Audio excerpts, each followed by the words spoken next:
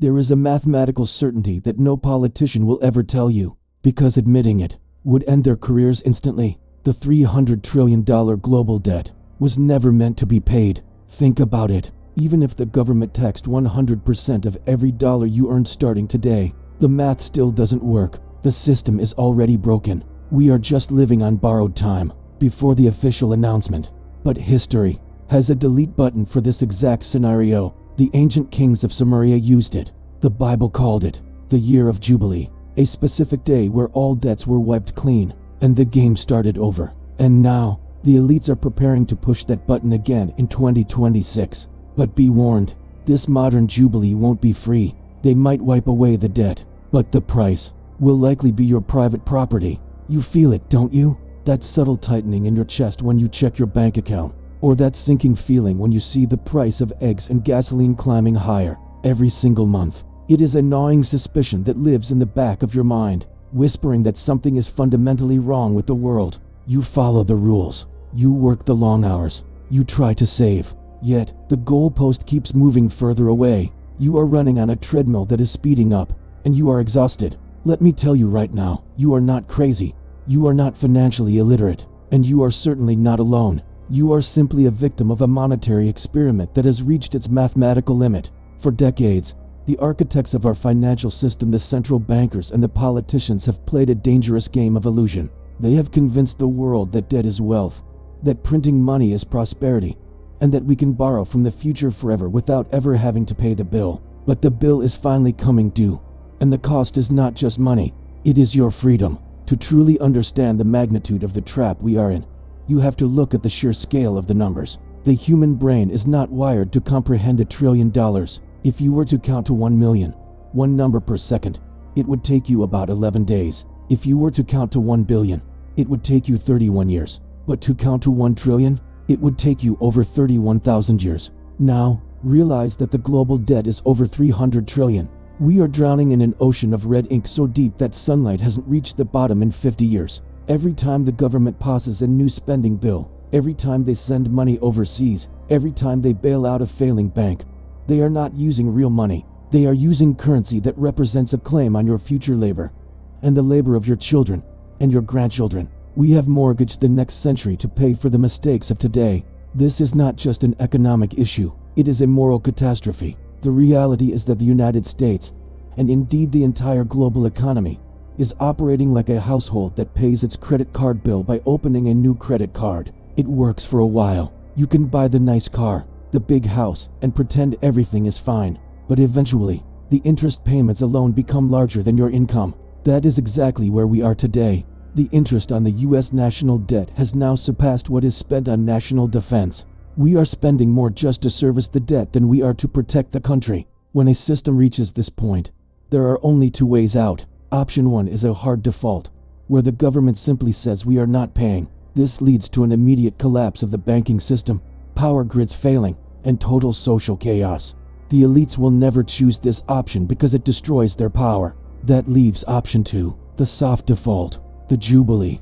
But before you get excited about the idea of your credit card debt vanishing, you need to understand what a Jubilee historically actually means. This is not a new concept invented by conspiracy theorists. It is a mechanism as old as civilization itself. In ancient Mesopotamia, nearly 4,000 years ago, the accumulation of debt was a constant problem. Farmers would borrow grain to plant their fields. If a drought hit, they couldn't pay. The interest would compound. Eventually, the farmers would lose their land to the creditors, and then they would have to sell themselves and their families into slavery to pay the debt. When too many citizens became debt slaves, the society would collapse because there was no one left to fight in the army or pay taxes. So, the kings like Hammurabi would declare a jubilee. They would break the clay tablets where the debts were recorded. It was a reset, but they didn't do it out of the kindness of their hearts.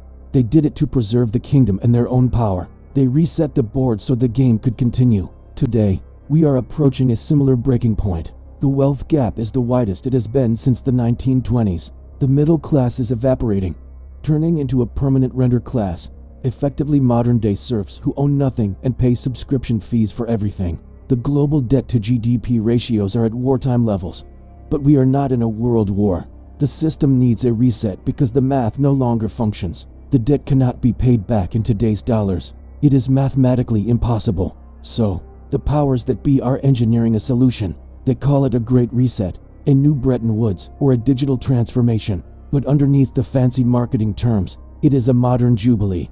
They intend to restructure the obligations of the state. They intend to let the old system of debt die, so they can introduce a new system of control. This transition is the most dangerous period in financial history. In the past, a Jubilee meant you got your farm back and your family was freed from slavery. In the digital age, the modern Jubilee is a trap. They may offer to wipe away your student loans, your mortgage, or your credit card balance. It sounds like a dream come true, doesn't it? But in economics, there is no such thing as a free lunch. The relief they offer will come with conditions attached. It will likely require you to onboard into a new financial infrastructure, perhaps a central bank digital currency, where your ability to spend is tracked, traced, and controlled. They are solving the problem of debt by removing the concept of private financial sovereignty. The year 79 or the 2026 timeline isn't just a random date. It aligns with the end of the long-term debt cycle described by economic historians. We are at the end of the road. The bridge is out ahead, and the train is accelerating. We are standing on the precipice of the greatest wealth transfer in human history. Most people will be caught completely off guard. They will wake up one morning to find their currency devalued, their banks closed for a holiday, and a new set of rules in place.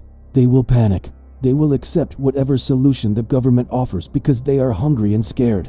But you are watching this video. You are part of the tiny fraction of the population that senses the smoke before the fire consumes the house. You have the opportunity to position yourself not just to survive this transition, but to thrive in the aftermath. But to do that, you must understand the mechanics of the reset. You need to know exactly how they plan to execute this Jubilee, and, more importantly, what assets will survive the purge. The introduction of this problem is terrifying. I know, it is heavy. But ignoring gravity won't stop you from falling. Acknowledging the danger is the first step toward safety. Now that we have peeled back the curtain on the scary mathematics of the situation, let's take a deep breath. I know what you are thinking. You are sitting there, maybe holding your phone or watching this on your laptop, and asking yourself, if this is so obvious, why isn't everyone panicking? Why are the restaurants still full? Why are people still buying new cars? That is the brilliant, twisted magic of the system. It is designed to be a slow-motion train wreck. If the government took 50% of your savings overnight, there would be riots in the streets by morning. But if they steal 50% of your purchasing power over 10 years through inflation, you don't riot. You just grumble. You switch from steak to ground beef. You cancel Netflix. You work a little overtime. They rely on the boiling frog effect, and right now, the water is bubbling, and most people are just asking for some sunscreen. It is almost funny, in a tragic sort of way, how we have normalized the insanity. We celebrate when gas prices drop 10 cents, forgetting they rose to dollars the year before. We cheer for a 3% raise at work, while the real cost of living has gone up by 12%.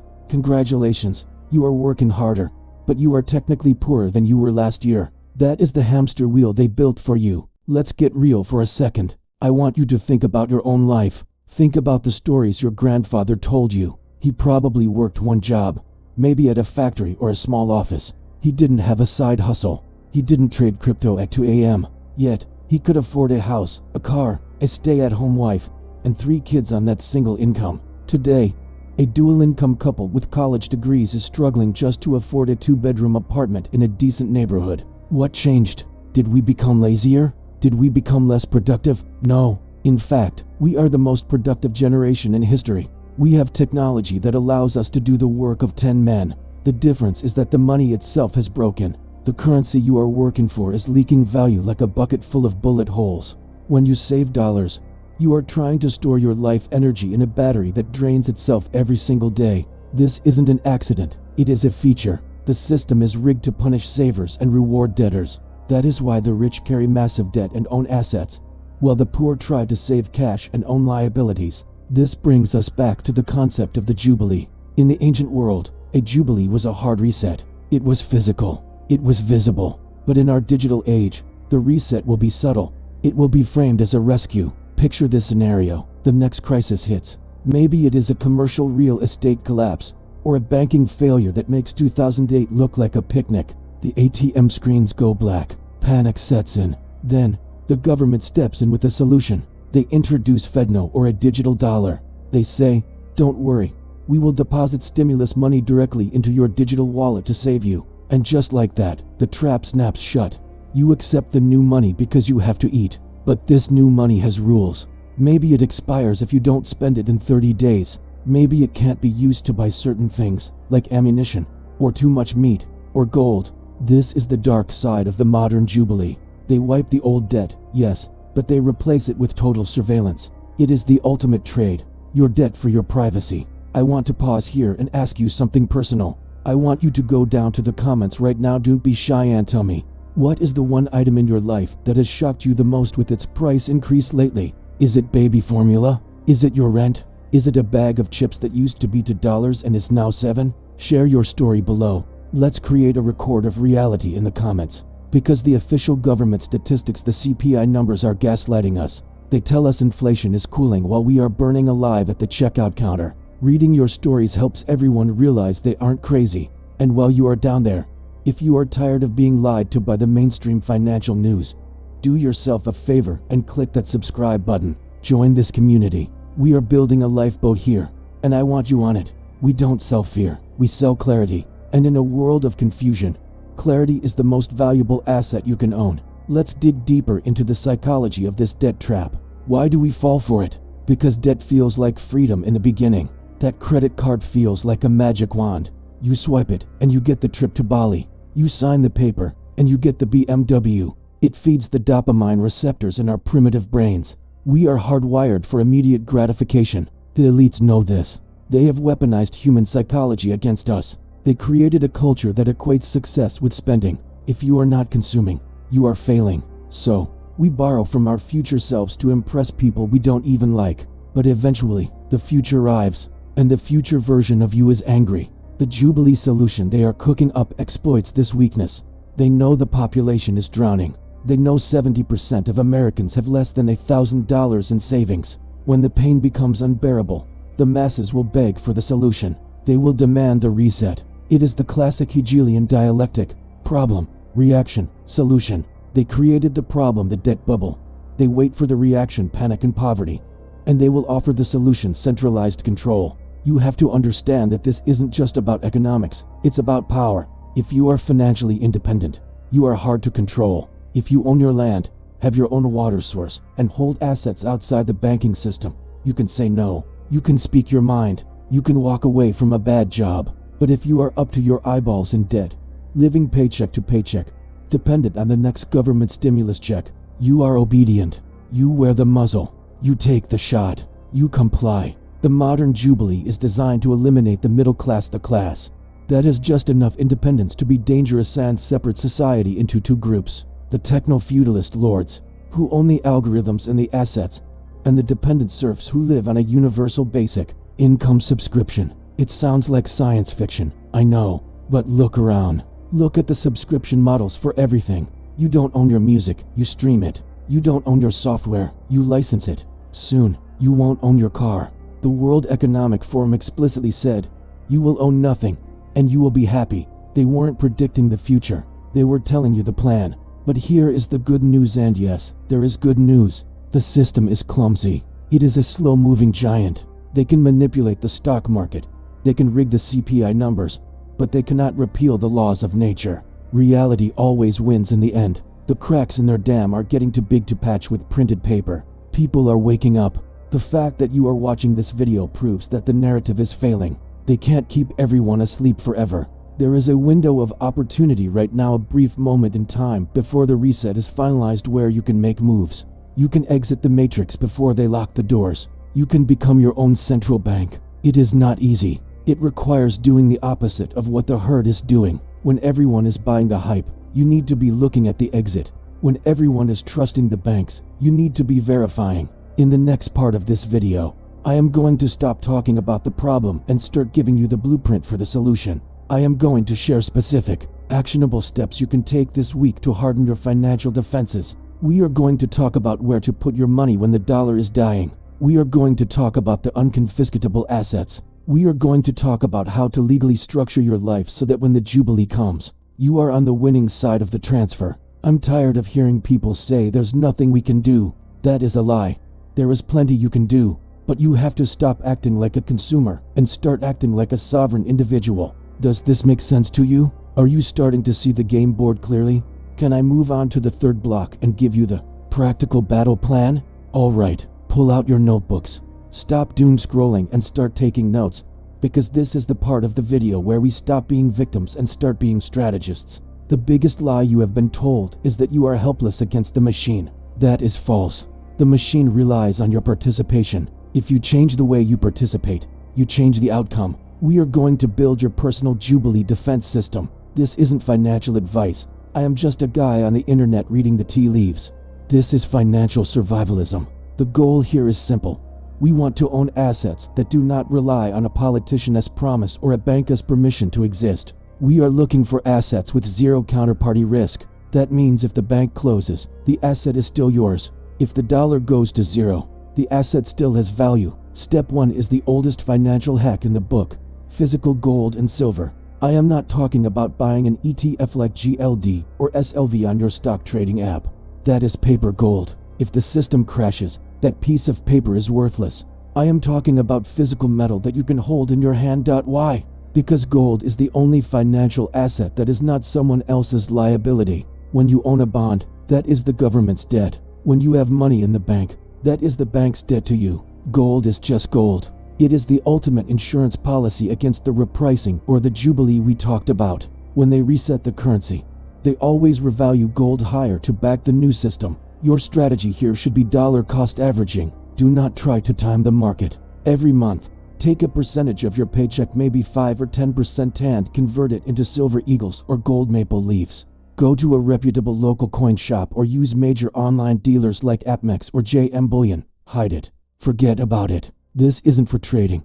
This is your generational wealth insurance. Step 2 is the digital exit, Bitcoin. Now, listen carefully. I am not talking about crypto. I am not talking about meme coins or NFTs or whatever scam is trending on Twitter. I am talking about Bitcoin, the only decentralized, finite asset in the history of humanity. The Jubilee works by manipulating the supply of money. Bitcoin fixes this because the supply is mathematically capped at 21 million. But here is the critical mistake 90% of people make. They leave their Bitcoin on an exchange like Coinbase or Binance. If you do that, you own nothing. You have an IOU. If the government decides to confiscate assets or implement a windfall tax, they will go to the exchanges first. You must learn self-custody.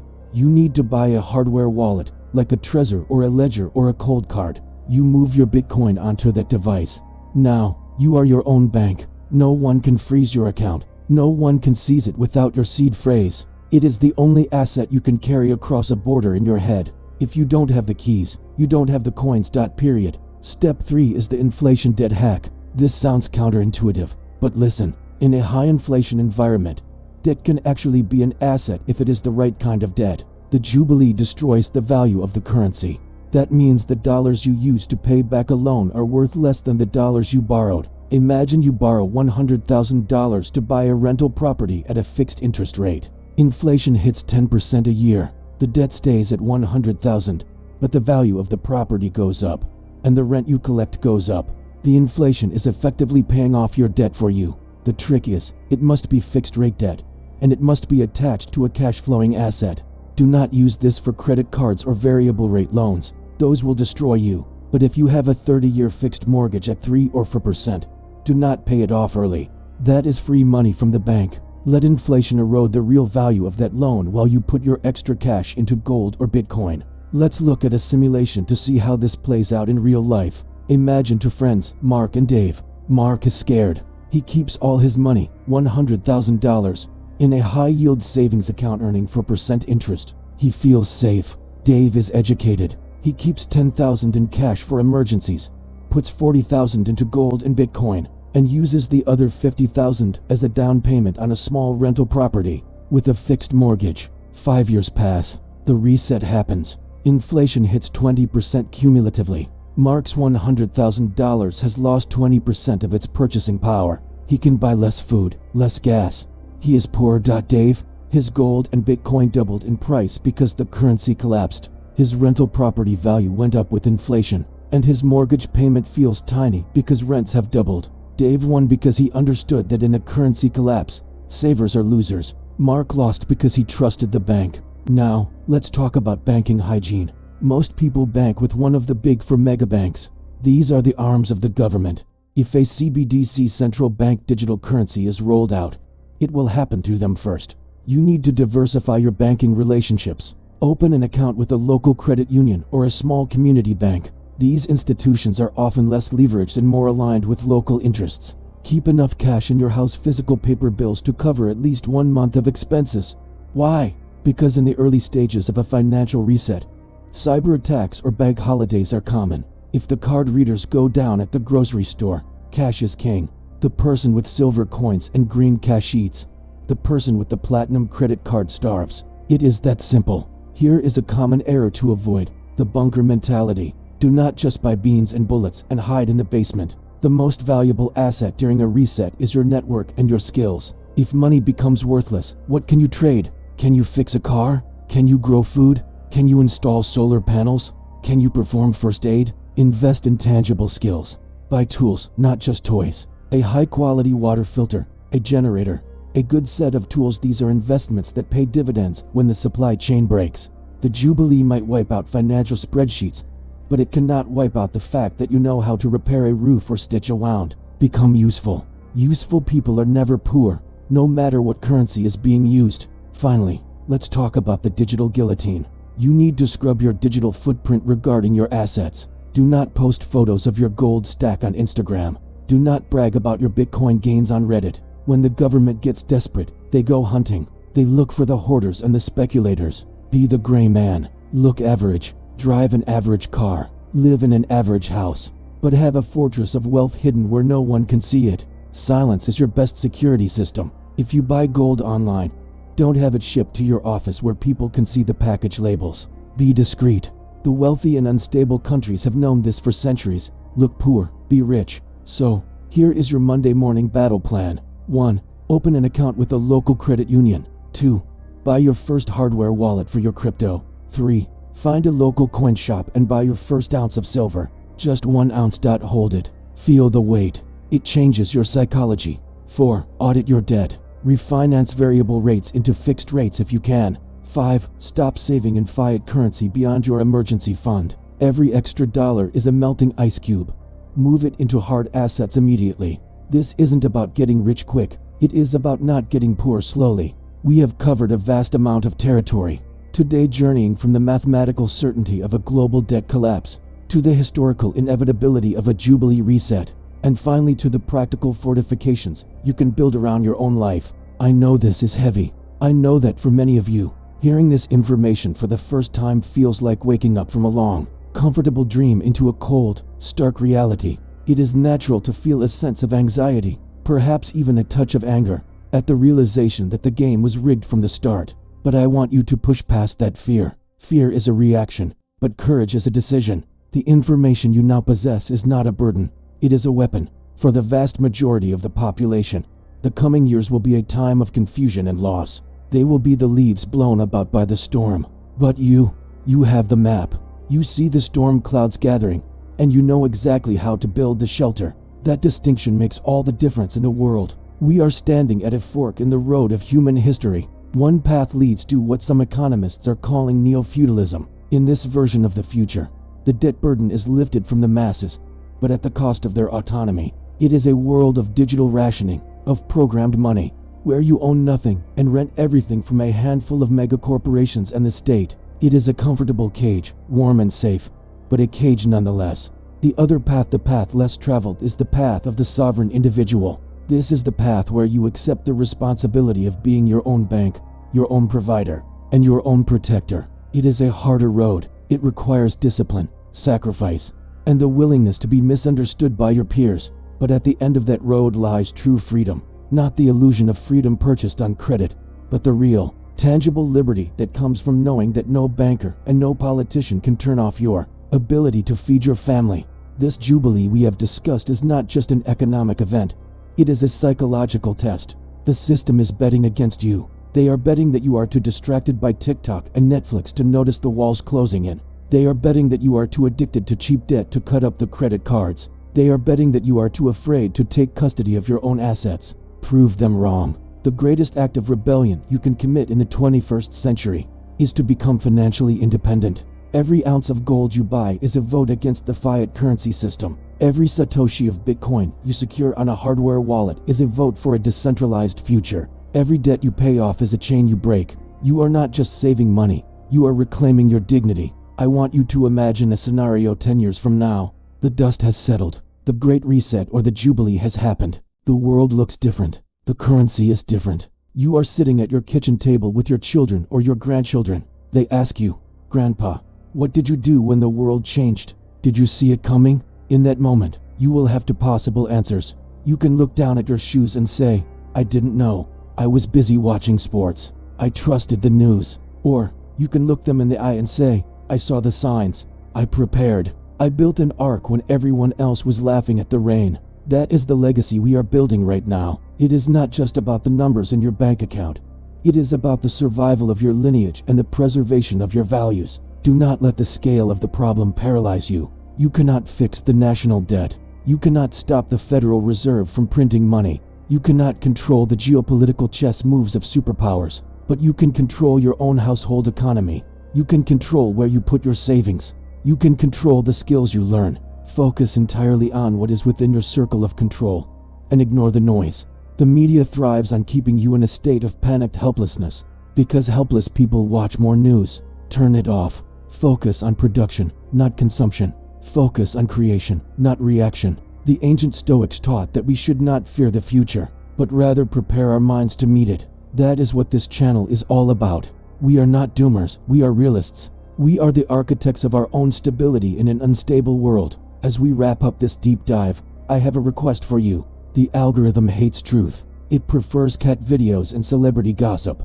Content like this content that wakes people up is often suppressed or shadow banned because it threatens the status quo. If you found value in this video, if it sparked a light in your mind, I need you to become an active participant in this mission. Don't just watch and leave. First, go down to the comments section.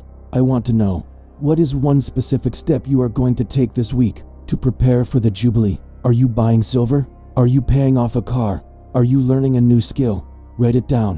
When you write it, it becomes a contract with yourself. Plus, seeing thousands of other people taking action creates a powerful wave of momentum. Read the other comments. Encourage each other. We are building a tribe here, a remnant of critical thinkers who refuse to go gently into the night. Second, if you haven't already, click that subscribe button and turn on the notification bell. We are going to continue dissecting the economic machine in future videos. We will be diving deeper into the mechanics of CBDCs, the future of real estate, and the specific strategies of the ultra-wealthy. You do not want to miss the next briefing. And finally, share this video. Send it to your brother who thinks everything is fine. Send it to your friend who is drowning in debt. Send it to your parents. They might call you crazy today, but they will thank you tomorrow. You might be the spark that saves their financial future. We are living through history. It is messy, it is scary, but it is also full of opportunity for those who are awake. The Jubilee is coming,